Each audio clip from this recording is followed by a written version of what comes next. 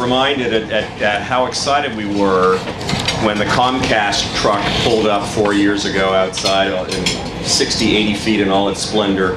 The Bloomberg television crew arrived, prepared to broadcast on site, and we were so excited about being able to transmit this message, the bougainvillea, the palm trees, the tropical plants, back to New York. The wind was howling at about 78 miles an hour. It was about 61 degrees. And after we shrouded this entire room in plastic, you could have been in Nebraska. So they missed it. But you're here and you get to experience it firsthand. Carol Massar can't be with us here today. She sends her regards. She's been with us for the last 3 years, and while we will be calling into her this afternoon and with some live broadcasting, we're very, very pleased to welcome back Alex Rosen. As many of you would know, Alex is the co-founder and editor of the Bloomberg Bankruptcy and Restructuring Report, that daily tome that lands on your desk or in your mailbox. Alex has had a storied career in this industry, and I think largely because of his experience and expertise at being able to lead thoughtful, insightful conversations with individuals like the three gentlemen that are gathered here today with us.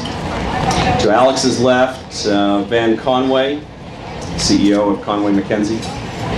Tim Coleman, Senior Vice President, Head of Restructuring at Blackstone. And of course, Barry Ridings, the Vice Chairman of Lazard.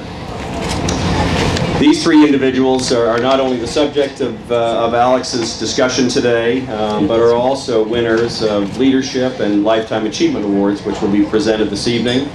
And now I'd like to turn the floor over to Alex, and please join me in welcoming them. Thanks to our great friends at Regis who have made this all possible today.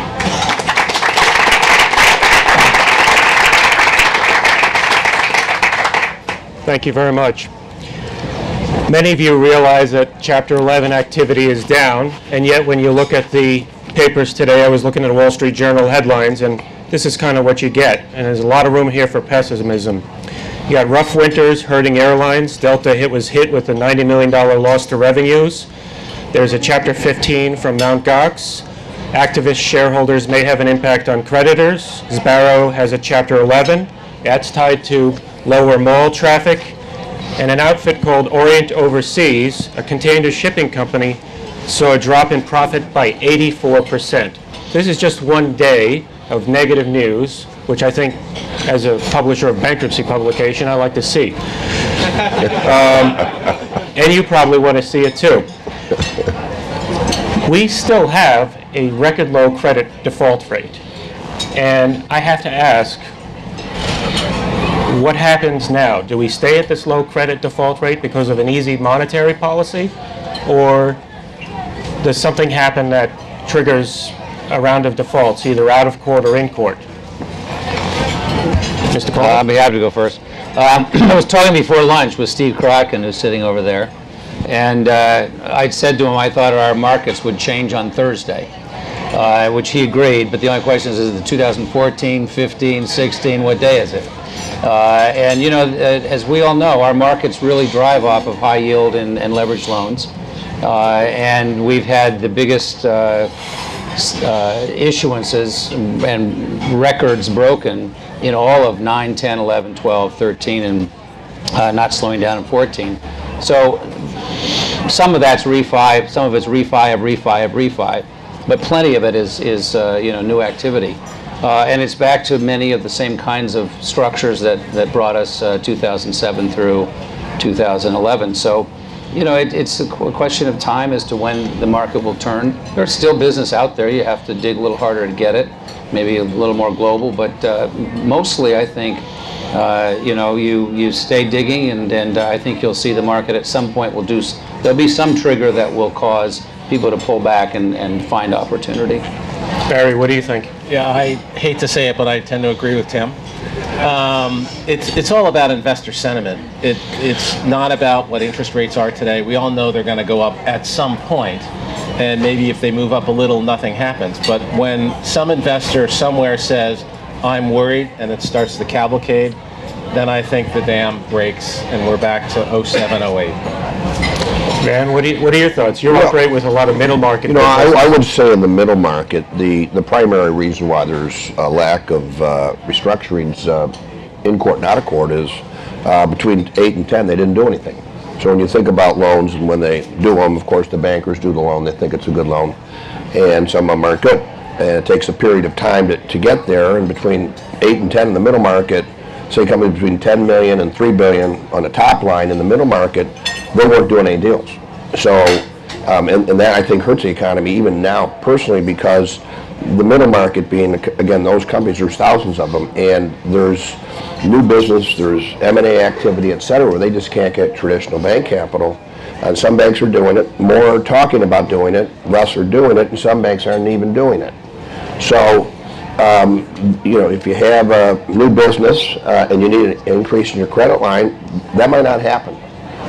So we still have a lot of hesitancy in the commercial lenders in the middle market, and that's why there's not as many restructurings, because there's not been a pipeline of deals. Right. And we see some banks will say they're doing it, they're not doing much. Some are doing something, some are telling you we're not going to do much.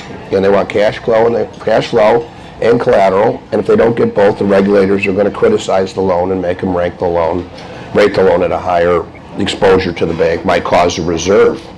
So you know, I think that has to improve, and I think that's good for the economy. I'm not saying what we did in the late 90s is the way to go, when basically in the middle market you could leverage a transaction on an acquisition 100% with bank debt. So the prices went through the roof, and we had a lot of deals that were bad in a quarter, which means they were never good. They were bad when they did it, but all the banks were going to do it. We need to get somewhere in the middle where that is, to have, I think, a healthy economy, because while we think of the big deals in our world, but the country is also driven by the thousands and tens of thousands of companies between 10 million and 2 billion, and they need the more traditional capital deals, bank capital, because the riskier players with the money don't want to go to too small a deal, and therefore the guy with a $10 million company who could grow to 50 million with profitable new business is going to struggle to get a line of credit to accommodate that growth. So, Tim, Barry, what do you think, what industries take the biggest hit soonest? When I look at large filings, until last week to 10 days, we hadn't had $1 billion case since Cengage, I believe since July of last year, and most of the cases were in the 100 to 500 million, at least Chapter 11s. And Dots was one of them, there was Lohman's, so these are retailers. Do you think retail is that area that is likely to suffer first? I think you could see some retail, but there hasn't been as much levering up of retail, so I tend to think you're going to see things. There's probably going to be a large power company that might file soon. Some of the people in your industry have been calling and asking about it. I think there's a fair amount in the E&P side, and I think we're going to continue to see municipalities. You know, we're all active in Detroit right now, by example, and I think you'll see more of that. Yeah, the only other thing, we've had one restaurant file this week. I think there might be another one this week.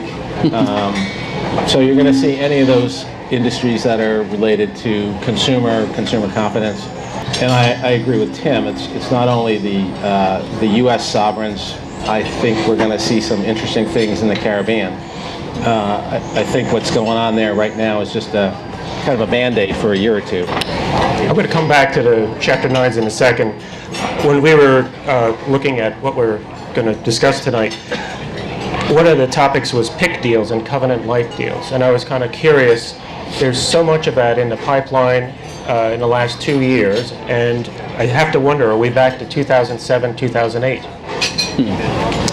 You know, a lot of people criticize those deals.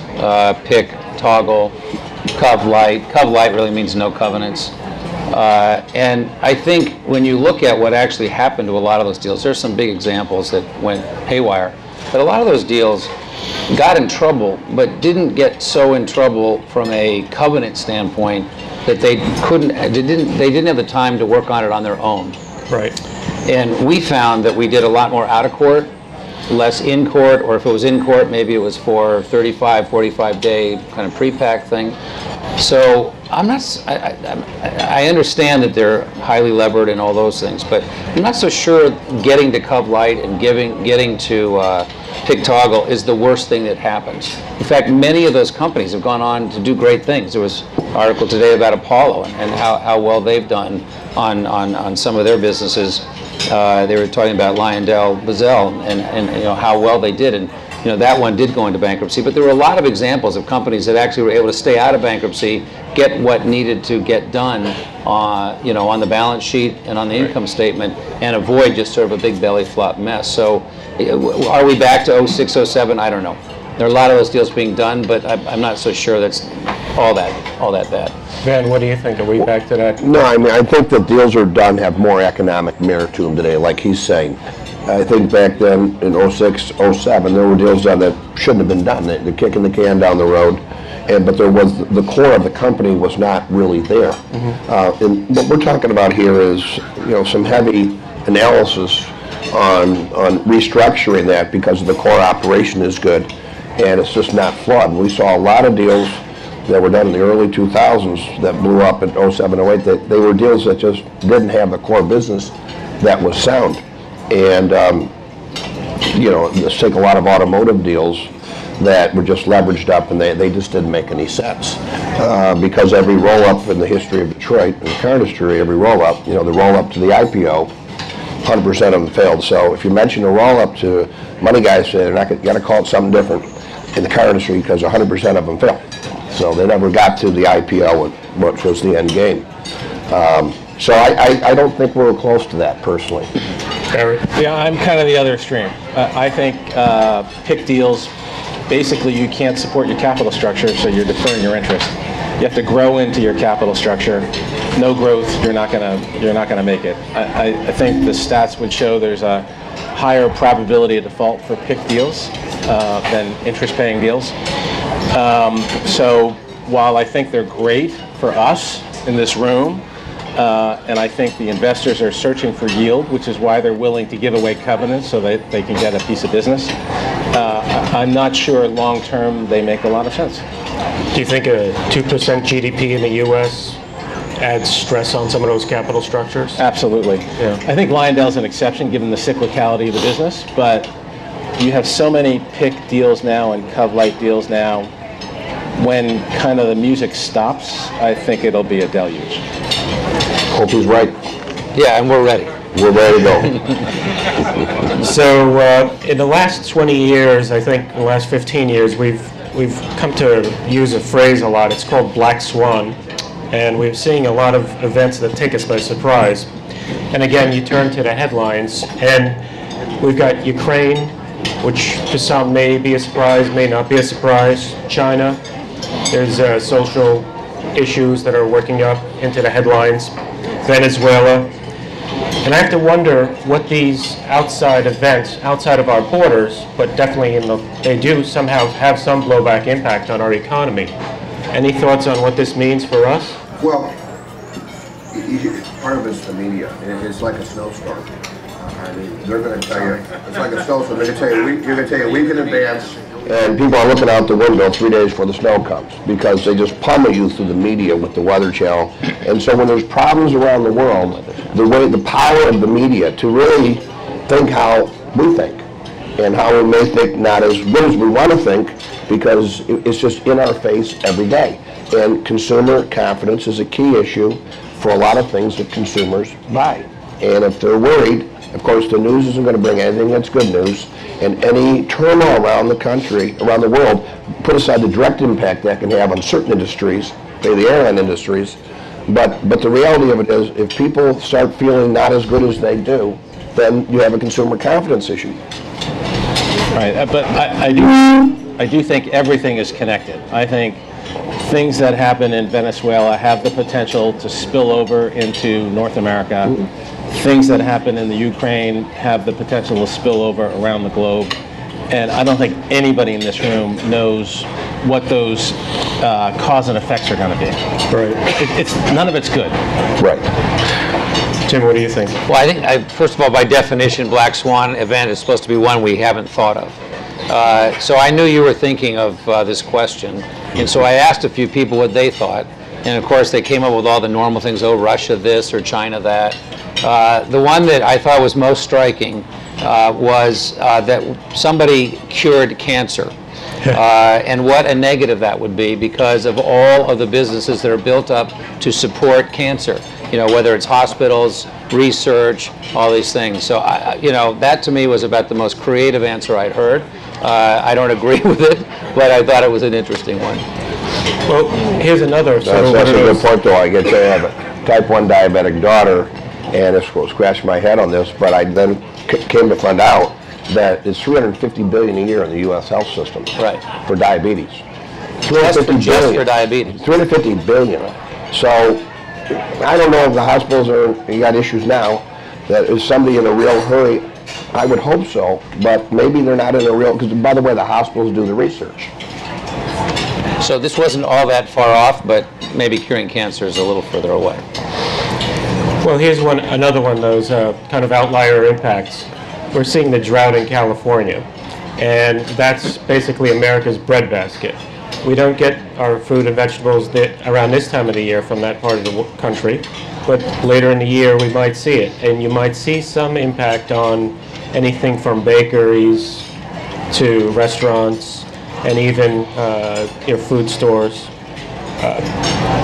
What do you think on that? I mean, it's early days yet but they're still having a water issue. Well, I'm personally more worried about the ski resorts. They're not getting a lot of snow right now. So people can't eat whatever, but the snow's been awful. I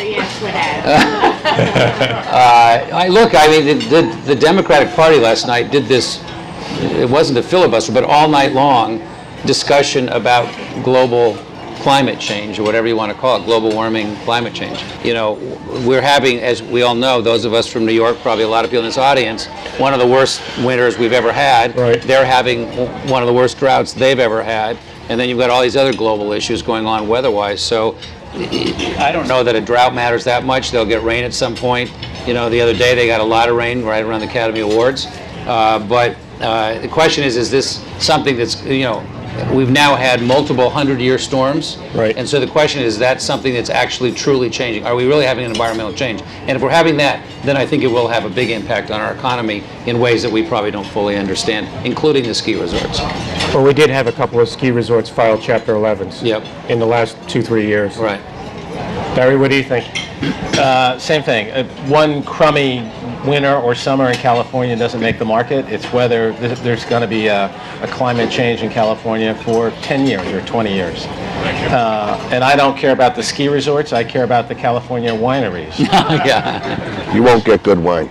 Yeah, the wine will be worse. Go to France. So we're getting to things that really matter. Right. Well, I think it all goes in the bucket of you add them all up. You know, how many of these are we going to have? Right. I mean, I think the snow was horrific this year, and I think middle market companies that rely upon people to drive there, that don't have a cushion on their balance sheet, they're at risk of going out of business. And I mean, the snow was different this year, and you know that does affect people's ability to move around and do things. Right. It affected the car industry, because they couldn't go to the dealerships. We're used to snow in Michigan, but we got way more snow than we thought we would ever get. It's a 50-year storm, effectively. And of course, will the sale come back in 2 months? Well, maybe. But I think it all goes in the bucket here, whether it's California or whether it's a snowstorm, and how much it can go in the bucket before, you know, you're going to have a problem. I don't think one thing is it. I think it's a cumulative amount. Yeah, the problem is if you have 5 winters like this in Michigan, then all the towns aren't going to have money to plow the streets. We already don't have. I said Detroit doesn't already. If you well, let's pick another state. By the way, then they can't go to work, so it's actually worse because Yeah, don't plow the street here. that's the issue. But we're fixing that in Detroit. Well, on the topic of Chapter 9s, today I think Puerto Rico is supposed to go to market with a $3 billion GO. And what's kind of interesting, if you look at the sales documents, it says the Commonwealth's liquidity has been adversely affected by recent events and may be unable to meet its short-term obligations. Commonwealth expects its ability to finance future budget deficits from the sale of bonds will be severely limited, and therefore it will be required to reduce the amount of resources that fund other important government programs and services in order to balance its budget. That's not exactly a great way to win over investors if you're going to shop for a muni paper. But with that, I have to ask, you know, is the Commonwealth next big Detroit-type filing? I know we can't do a Chapter 9 with the Commonwealth, but What do you do? Well, it's $3.5 billion. It's going to be about 8.7%. They're allocating it today, and everybody says, "How's that possible?" If you look at what the governor's done there, he's actually been bringing down the deficit pretty dramatically. But even if he brings it down to zero, which this money will allow him to get to his plan if he continues, it's still zero. It's not, starting to put money on the books. And when you look at the per capita income and the per capita debt, they're almost equal. It's a disaster. They need to attract more businesses to Puerto Rico to change the income factor. The people they attracted last time were the pharmaceuticals. They're now going to be taxing the pharmaceuticals. So anybody looking to move into Puerto Rico to get some kind of tax benefit might look at the pharmaceuticals and say, "Wait a minute! I get there, I build my plant, and then I find out later I have to pay taxes a little differently than I thought." So it's great that they can raise the money. There is no Chapter 9 opportunity there. People have talked about the U.S. government bailout. I don't personally believe that. People have talked about creating some kind of Chapter 9.5 or something like that. I don't personally believe that. You have issues of state versus federal. So I think you find that Puerto Rico's in this very funny spot. Triple tax-free bonds, people like them. They're hoovering them up, obviously. They love to have them. But if you talk to most investors in Puerto Rico, their theory is, I'm going to be the guy that gets out when the door starts to close. So this will give them some breathing room. There's a lot they can do. We talk about Puerto Rico as Puerto Rico, but it's actually broken down into PREPA and all COFIMA and COFIM and all these different entities. And so maybe some of those entities could be worked on that have their own debt and start to lessen some of the burden. We were involved in Puerto Rico several years ago, and I can tell you I think they got $7 billion of TARP. I don't really know what happened to it, but it didn't fix anything. The pension plan was a year away from going out of money. 25% of the people are in the pension plan. The biggest problem they have beside the debt, it's a little bit like Detroit in this way, that we're going to fix the debt in Detroit, but you didn't fix the business of the business, okay? We still have to fix the business for the residents, because the residents don't even know what a balance sheet is. So in Puerto Rico, my recollection is yearly cost of a labor in Dominican was 20 grand or something, in Mexico's 10, and Puerto Rico's like 35. So you're not going to be able to make anything competitively with that difference in labor rates even before Cuba opens up. So part of their long-term problem is, what business is Puerto Rico in? They really don't have a business. And the labor cost is higher than many other choices. I think it's about an hour by air from Miami, so 500 miles, 600 miles to Puerto Rico. That's a long freighter ride if Cuba opens up or closer islands open up. But the labor rate doesn't work with other choices. So they've got to figure out what industry they want to be in. In my view, we couldn't really figure out then what industry are they in. Tourism. Which is a long-term issue. When you look at him getting to zero and bringing this liquidity in, you have to, during that period of time, you have to lure people in to actually start producing jobs and tax revenue and things like that.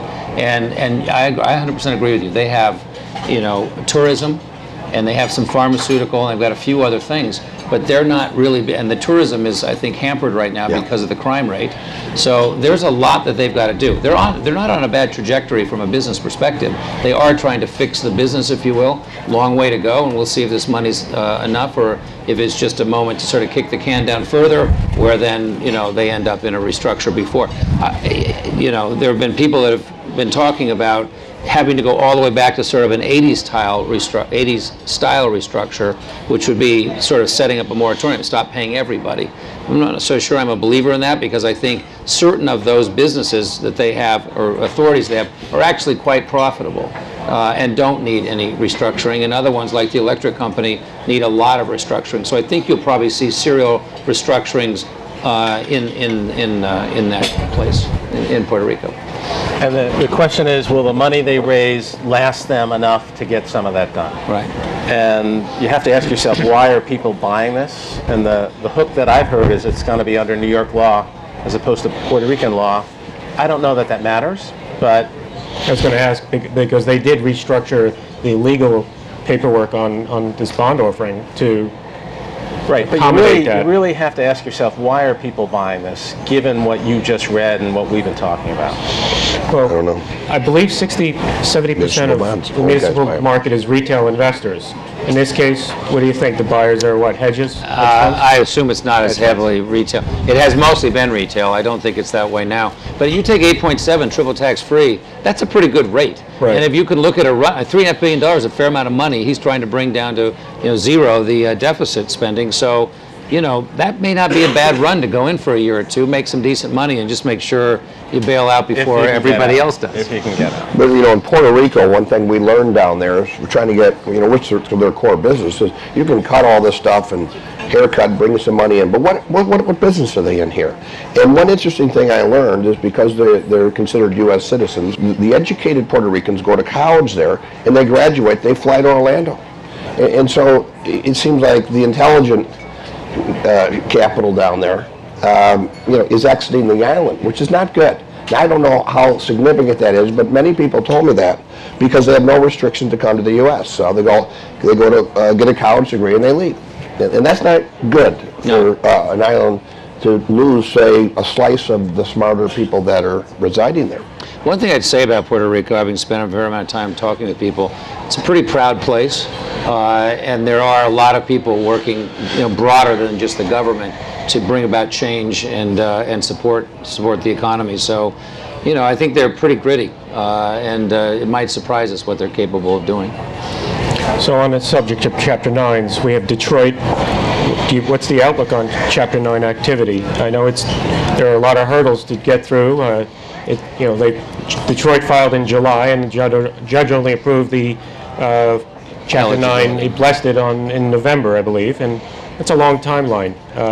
So who else is out there? What states might have more activity? What states? Just about every state. Right. I think it's more states, municipalities. Obviously, all the states in the Midwest that are heavily auto-related are still having trouble. Well, we've learned dealing with the politicians that if anybody will kick the can down the road. I mean, look, it's all about this year. And I remember 10 years ago, the CFO of Detroit asked me to come to an economic forum and talk about Detroit.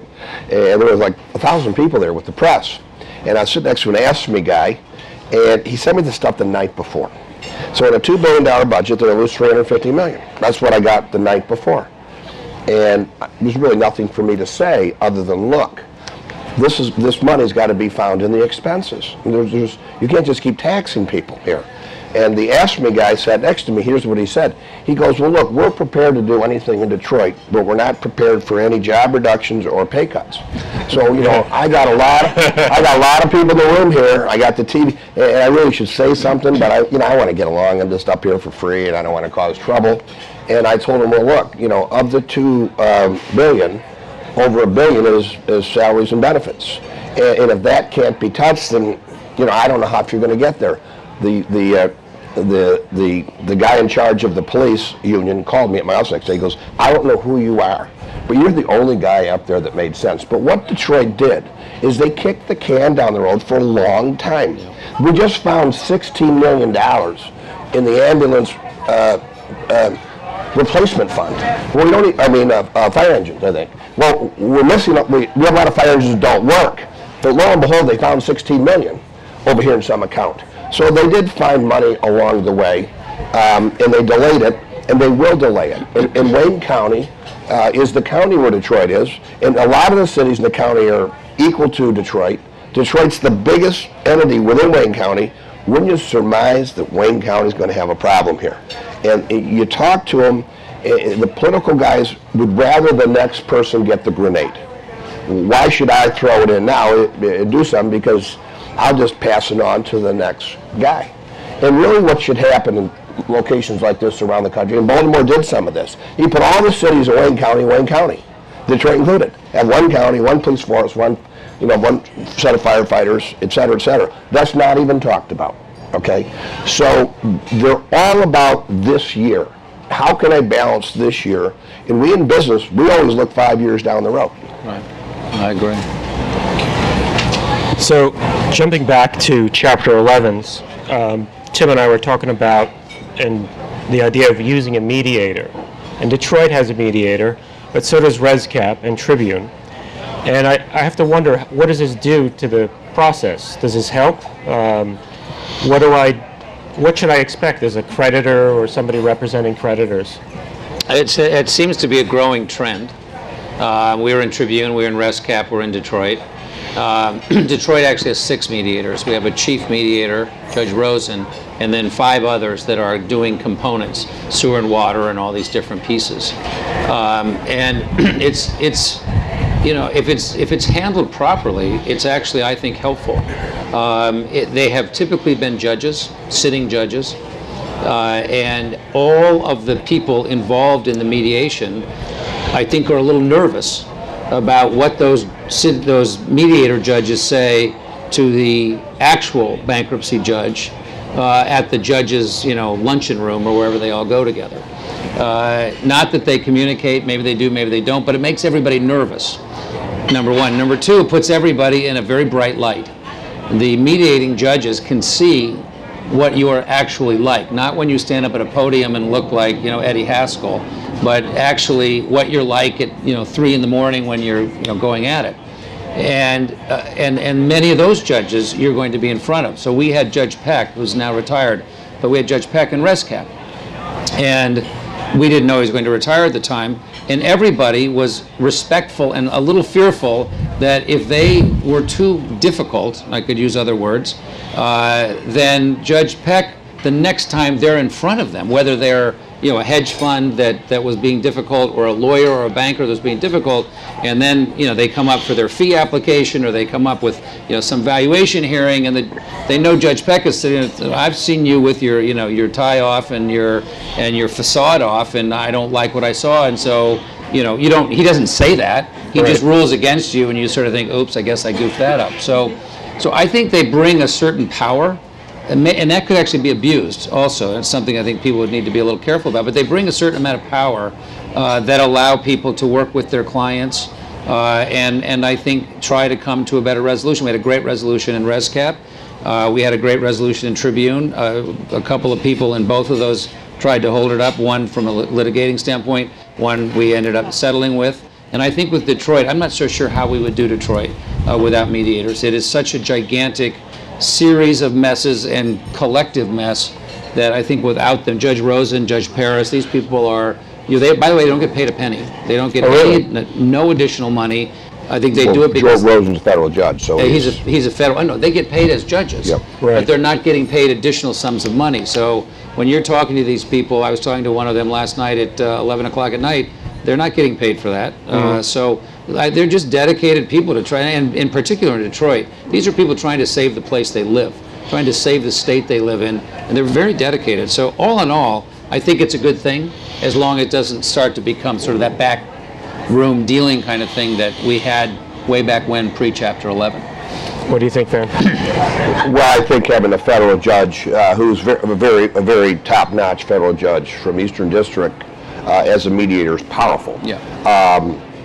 He's very qualified, and so it's basically that if Rozens, who's doing a great job, in my opinion, and really almost an impossible situation, if Rozens basically supports him, that's, I think, powerful, because you do have a choice of appeal. Right. And now you're thinking about appealing, but the federal judge working as the mediator also agreed with Judge Rozens. So I think it's a lot of value in Detroit, because there are issues you might think they'll take to the Supreme Court, but if you're really going to take it up again, now you already have a federal judge that's agreed, in a sense, in some kind, almost an appellate process to some extent. I have to say one thing about Detroit, though, unrelated to this point. Detroit's now topic again, as you guys know. Years ago, it was a topic when we had the car problems. So we have everybody in here, for the most part, working on Detroit, and 5 years ago they were working in the car industry. I just wish some of you guys would move there, because every time there's opportunity, we got a lot of people in Detroit, but we also need people. If you're making a lot of money on us, why can't you just move there? We do need some population growth. And a TMA event years ago, Pat O'Keefe started TMA, and probably the first TMA event there were probably 8 people there. And Pat probably got it to maybe 20, but in Detroit that's not a bad number in, say, 2000. In 2007 and 8, we had 300 people flying in from around the country. because the car industry is very opportunistic. So we do want to help all of our friends here, and we seem like we're doing a pretty good job at that. But we also would like maybe 10% of you to draw out of a container over there and move to Detroit as part of the millions and millions and millions of dollars that are being charged to our city. Actually, I don't think you're far off. I think the opportunity, I think once Detroit's cleaned up from a bankruptcy standpoint, you know, you've got great airport, great port, unbelievable suburbs, great schools, very inexpensive. You want to buy a house in Palm Beach versus Detroit, you can do a little better. You need to maybe spend a little more time there. The schools are terrible. I'm talking about the suburbs, not well, yeah, downtown. but if you live in the city and you go to public school, hear me out. What I think is you're going to get people to move their businesses into that space, into downtown. Very inexpensive office buildings, and you can say to all these people, you may not want to live downtown, but you can move, you know, out to one of these nice suburbs. Relatively inexpensive lifestyle. You're right. You're not going to move into Detroit to go to Detroit could be a great city. You could put your business there, and once you start that, then the rest of it comes. Right. We have two issues in Detroit. They're unrelated, and everybody in here and you guys are working on the bankruptcy, and the bankruptcy is going to come to an end, and the debt's going to go down. But that doesn't have anything to do with the operations of the city. True. We have 50 years of deferred CapEx. We have police officers without bulletproof vests. We don't have ammo for them to even go to the shooting range. Half the fire engines don't run. We have 62,000 structures that got to come down. And you're talking about the commercial blight, it could be $1.5 billion, $2 billion. So, to fix the city for the residents, we got to deal with all that. The bankruptcy just fixes the balance sheet. The residents don't even know what that is.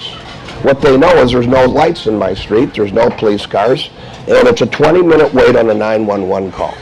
And the problem to fix that is we actually are going to need money. There's no way we'll generate enough cash flow to fix the city for the residents. And until that is done, people are not going to want to be in the area, because if you have a company there and there's no police, or they don't come on 911, or your lights aren't working in the street, you're probably not going to like that. And that deferred CapEx is a lot of money.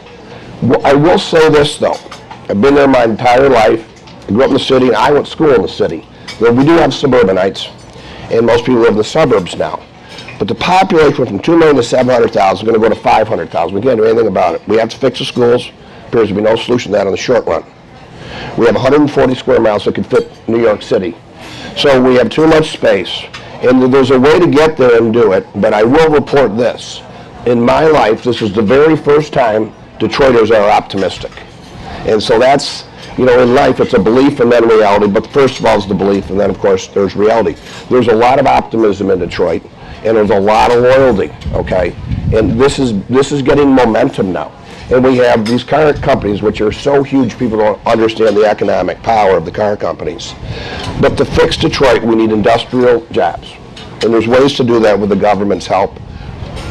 People are never going to move, 200 people a month will never move to 500,000 to 800,000. We've got to be realistic on that. But we make stuff. Industrial employment is what we're good at. And so I think that's the longer term solution, to put some industrial activity of significance in the city as we deal with all the other issues. But the residents are pissed off about all the things I said. And we can kind of fix them a little bit along the way, but they're just not going to wait 15 years for that. Plus, we need 600 police officers. It's not like they're just sitting there waiting to come to the city. Sounds like you need a WPA program in addition to the Chapter 9. Well, here's what we need. We need to get a plan. We have the first white mayor since 1974. It's an 85% of African-American city. And they voted a white mayor. So that's profound. They're tired of hearing people not get the job done. This guy puts the plan together, and he can do it if anybody can do it. If he puts it together, we're going to need money. I think the money will come because Detroit needs to get better. But when we got money in the past, nobody knew where it went. And so now we're putting together a very detailed plan. My company, we're the restructuring advisors for the operations of the city. If there's 25 departments, we're probably in 10. That's 90% of the city. We have to fix the services in the city for the city to be fixed. And the balance sheet's great, but the residents don't know what that is. And so that's the challenge, but I think we'll need some money, and the federal government does give money around. So does the state government. The state should throw some money into it. I think he will. He is. It's all about, do you really have a plan that we can believe in? Remember, we have a council that's elected by the neighborhood. So I'm not saying they're bad people, but the $20 billion of debt, we look about assets in the report of $11 billion. I don't know what our assets are, you couldn't value them, but probably $30 billion if you added up all the land and all the parks and stuff. But we have to somehow figure out how we can have the leaders on the council, which is our board of directors, not just always voted in by the neighborhood. Because most of them really don't understand all this. But I would say, I went to the mayor's State of the State speech, and for the very first time, this mayor, a white mayor, had all the council there, and he gave every one of them credit. And I saw a connection between the mayor and the council that I haven't seen in 30 years. And because I think working together, it's going to take a long time. But we haven't worked together for 30 years. So there's some good things happening here. I say all Detroiters should go to Pittsburgh and grab a Pittsburgh guy and say something bad. He's going to beat you up. Right? If you say something bad about a Pittsburgh guy to a Pittsburgh guy, and we got to have more pride in our city and take what we're good at, which is really industrial, and work on that and convince the residents a realistic timeline on the fix of all the things we talk about here. And in the meantime, all the professionals in the room, please, leave us some money and shave the debt as much as you can. Leave us some artwork, we'll leave us some money. Well, thank you very much. I really appreciate it. And thank you very much for joining us today. Thank you.